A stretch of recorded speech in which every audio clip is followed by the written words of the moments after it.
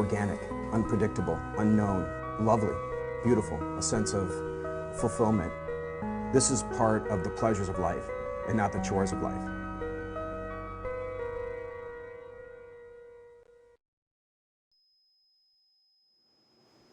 Coming up on this live edition of Daily Iowan TV, police protests, local residents gather outside of City Hall, and flood recovery, a look at how Cedar Rapids bounces back from the damage.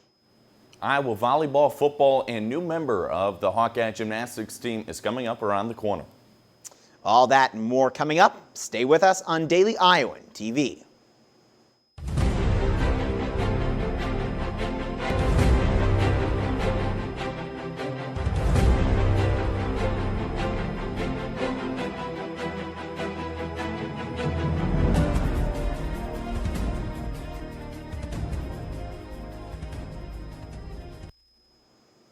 Good morning and thanks for tuning in. I'm Bradley Martin. A protest broke out in front of the Iowa City Police Station last night calling for racial justice. Reporter Daisy Lee brings you that story. If you're white and you haven't been treated badly by the police, that's a direct result of white privilege. While dozens of protesters marching in uptown Charlotte in New York City on Tuesday evening to appeal the racial justice, Iowa protesters have gathered together in front of Iowa City Police Station for the same reason. And we also want to stand up and as white people to say it's our responsibility to dismantle white supremacy. We created it. We created it. We created racism. We created, as white people, all of the terrible stereotypes against all the people we always call minorities. Iowa City Police Captain Choi is in fully support and understands the demonstration, and that adjusts in policies and training would be helpful to fight against the racist. We critically assess incidents that have happened not just in Iowa City but in other places, and we train and we retrain and we look at policy, and when necessary we change policy. The Solidarity Rally is definitely looking for community support, so join them and take a stand against racism. Reporting from Iowa City City Hall, Daisy Lee, Daily Iowan TV. Form here, which is optional, but it's attached to. And yesterday, the vice presidential debate took place in Farmville, Virginia. I have the pleasure this morning to be joined alongside ethics and politics reporter Maria Curie. Maria, tell us what happened. Give us more. Thanks, Brad.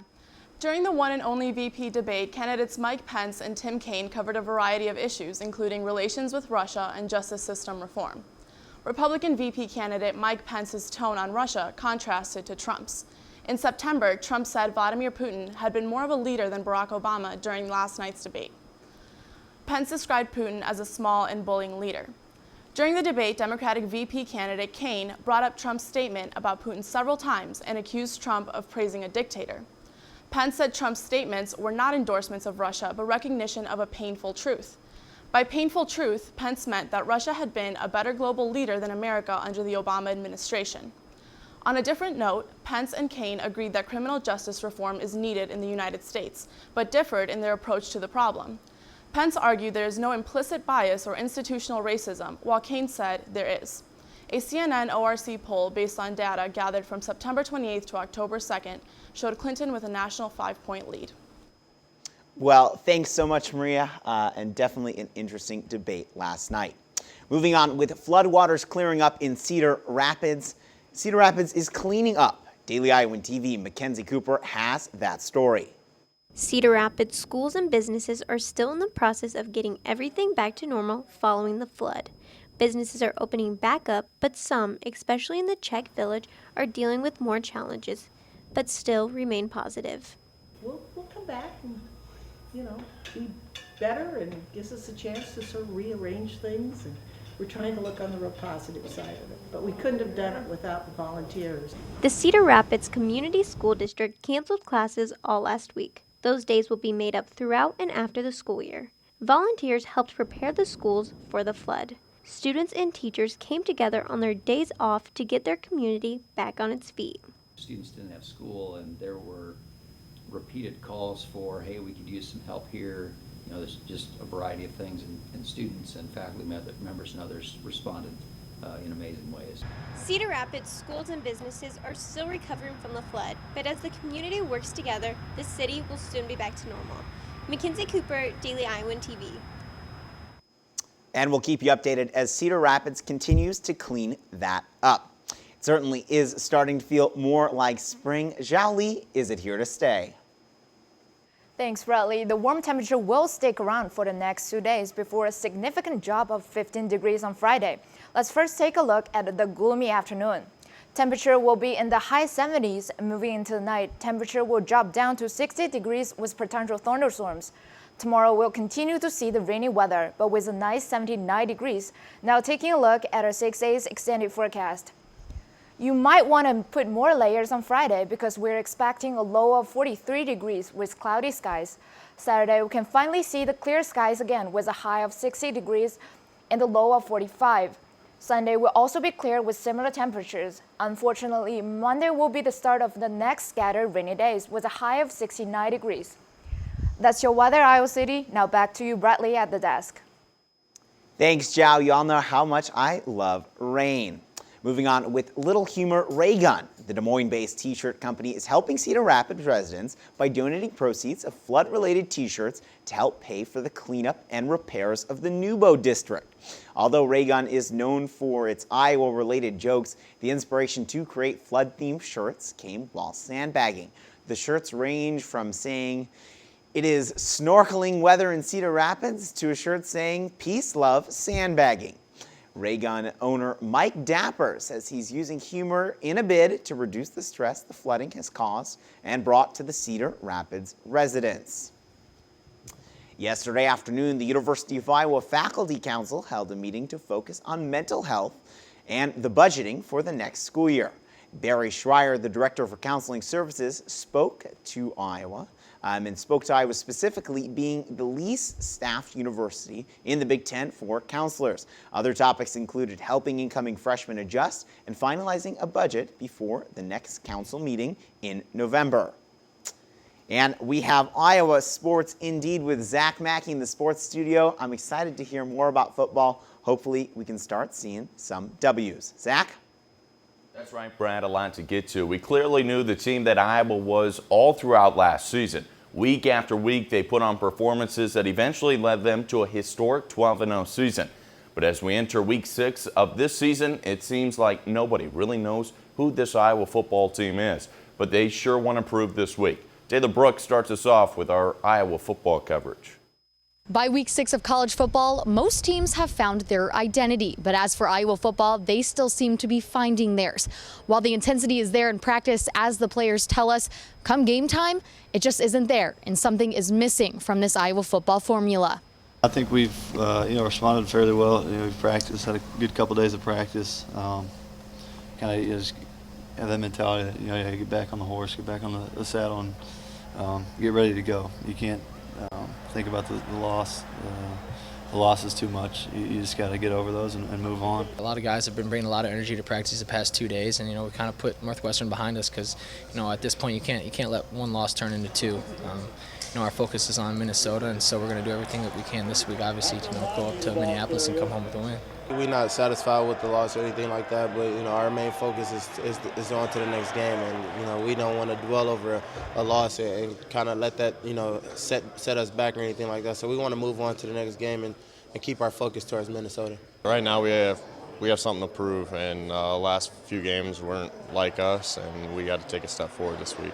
All of our goals are still there, so as long as we keep on improving each week from here on out, we could be fine down the line. With this being the second trophy game of the season as Iowa fights for Floyd at Minnesota on Saturday, hopefully it gives them a little edge as they are already 1-0 as they took the Cy-Hawk Trophy earlier this season. Reporting outside Kinnick Stadium, this has been Taylor Brooks for Daily Iowan TV Sports.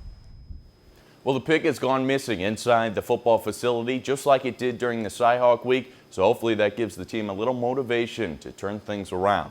After walking away with 2 Big Ten wins the past week, the Iowa volleyball team now is ready to welcome 2 more Big Ten opponents into Carver Hawkeye Arena. Our very own Colin Murphy has more. The Iowa volleyball team is now 2-2 in Big Ten play after a weekend sweep of Maryland and Northwestern this past weekend. The Hawkeyes host Big Ten foes Purdue and Indiana this weekend at Carver Hawk Arena. For the Hawkeyes to come away with another weekend sweep, it is all about preparation. And so it's the turnaround time that makes it tough. That you're playing Friday night against Purdue, and then you really got to shift your thinking and preparation for the very next night on Saturday against Indiana. But our team shows that we have the capability of doing that. You know, we've been preparing all season in terms of that consuming of information. I think we really just focus on what we need to do on our side of the net. We know that they're both big competitive teams, and that we just have to use our quickness and our offensive drive to keep them on their toes. Just by having a really good week in practice. You know, we're still working on that first contact. We're still working on having really great mental toughness, and it's all working out.